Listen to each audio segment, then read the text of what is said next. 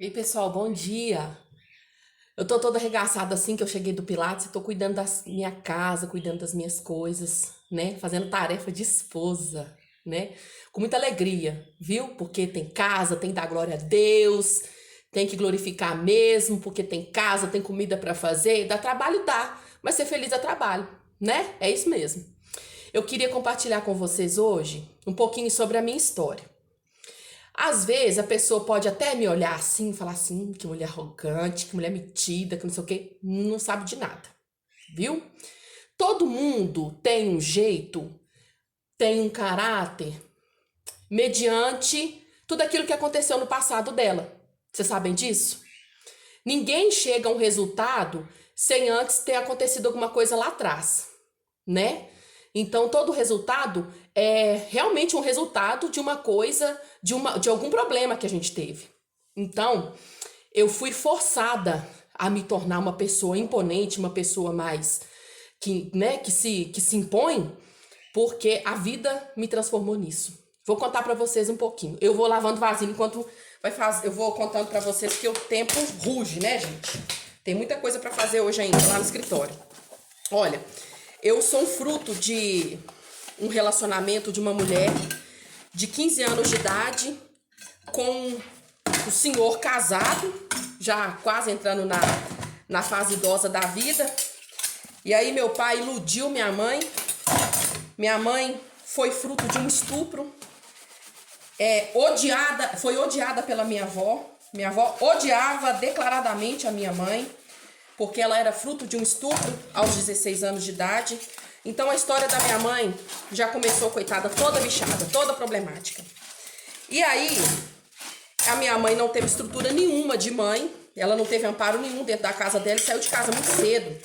E aí, quando ela saiu de casa cedo, ela encontrou meu pai, o coroão, que pegou a novinha, comeu a novinha e ó, tchau, beijos. O que aconteceu? Nasceu Francis Jane, vulgo Gabi. Isso. O que aconteceu nisso, meu povo? Minha mãe sem amparo nenhum, sem estrutura alguma, sem família, sem nada, sem ninguém. O que aconteceu? Meu pai botou minha mãe dentro de um apartamento, mobiliou um apartamento.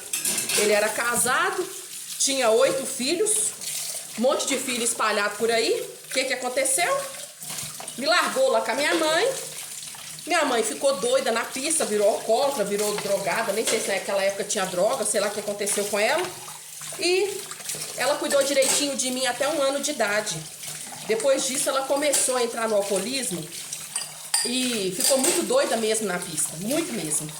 Assim, se entregou mesmo pra prostituição, eu acho que ela mexia com droga também, sabe? Eu não sei se naquela época a droga era assim, né? Há 30 e tantos anos, 35 anos atrás, era tão comum assim.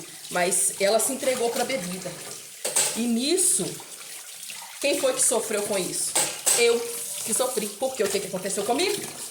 Essa mãe me largou sozinha trocentas vezes, pequenininha, quebrou meu braço e meu nariz. Essa mãe me abandonou. Essa mãe me estuprou, abusou de mim sexualmente, a minha mãe. Pois é, minha mãe fez isso tudo comigo. Os homens dela, todo dia tava com um homem diferente. Os homens dela, tudo ia lá, abusava de mim também. Quando eu era adolescente, eu não sabia se eu era virgem ou não. Porque quando eu via as imagens dos homens dela vindo pra cima de mim, daquela forma que vocês já sabem, apagava da minha mente. Então eu não sabia o que tinha acontecido. Então quando eu fui virar mocinha, quando eu fui entender por gente, eu não sabia se eu era virgem ou não. E aí, eu cresci assim. Nossa, eu fui muito humilhada, fui muito espancada, gente. Aí a Febem foi lá, me pegou, me tomou da minha mãe, porque eu ficava só jogada na rua, passando fome, passando frio. Jogada na rua mesmo, porque ela ficou doida. Ela se entregou pra bebida e aí ficou doida. Acabou com a vida dela e com a minha. Aí eu fui parar na Febem. Quando eu fui parar na Febem, a assistente social olhou pra mim e falou assim: gente, se eu lembro, ninguém que me conta não, eu lembro, tinha 3 anos quando eu fui parar na Febem. Febem é a casa de acolhimento que tem lá em Contagem, sabe? Que os meninos ficam tudo jogado lá, tudo regaçado. Pensa que eu ia virar lá. Meu Deus. Olha bem, Aí fui parar na FEBEM. Quando eu cheguei na porta da FEBEM, isso que eu lembro, ninguém me contou. A mulher olhou pra mim e falou assim, gente, nós não podemos deixar essa menina parar lá dentro, porque eles vão acabar com ela. Sabe o que ela fez? Ela ligou pra uma amiga dela, e eu morei com essa amiga dela ilegalmente, sem registro, porque eu não era registrada. A minha mãe não tinha me registrado, eu não tinha nome ainda. E fui parar na casa dessa mulher ilegalmente, pra não parar na FEBEM. Fiquei com ela 3 anos. Então, com 6 anos de idade, eu fui resgatada pela mulher do meu pai, que é a minha madrasta, que é a minha mãe do coração hoje, que é a Ivani. Então, com ela, né, ela obrigou meu pai a me registrar, né, a cuidar de mim e tal. Então, aí sim, com 6 anos de idade, eu fui morar com meu pai. E aí, aos 12, meu pai morre na minha frente, em cima da minha cama. Pronto. Já não tinha ninguém, meu mundo caiu. Bom, depois disso, é outra história. Agora, olha, vou até parar de lavar vasilha para não fazer barulho. O que eu tenho para falar para vocês? Motivos para a gente poder ficar desanimado, para ficar rebelde. A gente tem demais. Eu também tenho muitos motivos. Só que tem um negócio dentro da gente que chama caráter, que chama índole. E a gente não abre mão dessa índole de forma nenhuma. Não tem ninguém que faz mudar a nossa índole. Quando eu era pequena, eu falava assim, eu nunca vou ser igual a minha mãe. Nunca vou ser igual a ela. Eu vou crescer, eu vou trabalhar, eu vou estudar, eu vou cuidar da minha vida e eu não vou ser igual a minha mãe, porque minha mãe não queria trabalhar, não queria estudar, ela não queria crescer, ela ficou doida, completamente doida, não foi falta de ajuda, muitas pessoas tentaram ajudar ela, recolhia ela da rua, porque ela ficava realmente jogada na rua mesmo, botava ela dentro de casa, botava dentro da igreja, pregava a palavra e ela sabia da palavra, então ela teve a oportunidade dela trocentas vezes durante a vida dela. Ela já foi perdoada por mim, suicidou-se há uns anos atrás, acabou com a vida dela, teve uma vida totalmente desgraçada porque ela quis, mas eu não quis essa vida pra mim. Eu decidi que eu não ia ser igual a ela, que eu ia ter uma vida diferente da dela. Sabe qual que é o meu recado pra você hoje? Você está com a maçaneta e com a chave na mão.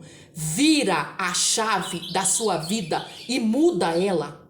Depende só de você. Não pensa que o problema tá com o outro, não. O problema tá com você mesmo. Só você sabe o que você sente. Só você sabe o que você passou. E as pessoas não têm nada a ver com isso. Resolve o seu problema. Você tá com um problema na sua mão e você pode resolver. Vira a chave da sua vida e muda a sua vida. Ser vitimista também da situação não vai resolver. Você já pensou se eu ficasse, ai, minha mãe fez isso comigo, minha mãe fez isso, aquilo. Não.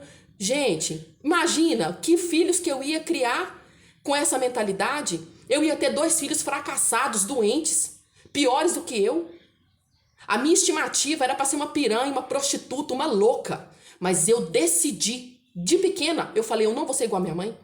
Era justamente uma referência que eu não queria na minha vida. Eu tinha referência do contrário. Eu queria justamente viver o contrário. Eu tinha uma referência ruim e eu falava assim, eu não vou viver essa referência. Eu vou trabalhar, eu vou estudar, vou cuidar da minha vida. Eu não vou aceitar viver dessa forma. Eu não aceito essa maldição na minha vida. Então, cuida da sua vida.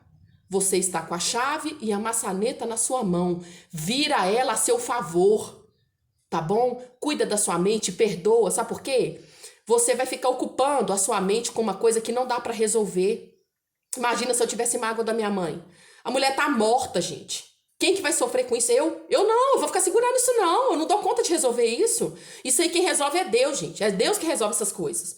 Tá bom? Perdoa, libera, gente, ó, tira todo o fardo daqui, ó, não presta não ficar com raiva dos outros, ficar com antipatia, ficar botando, se colocando como vítima da história. Você não é vítima não, sou. Você que é o autor da sua história, toma conta da sua vida. Vai correr atrás das suas coisas, não fica colocando empecilho por conta do outro que tá falando com você, que não sei quem te fez isso com você, que o outro fez aquilo ali, que se dane quem fez o que com você. Vai reerguer, pega essa raiva toda, essa energia toda e transforma ela a seu favor. Tá bom? Um beijo pra vocês. Mua!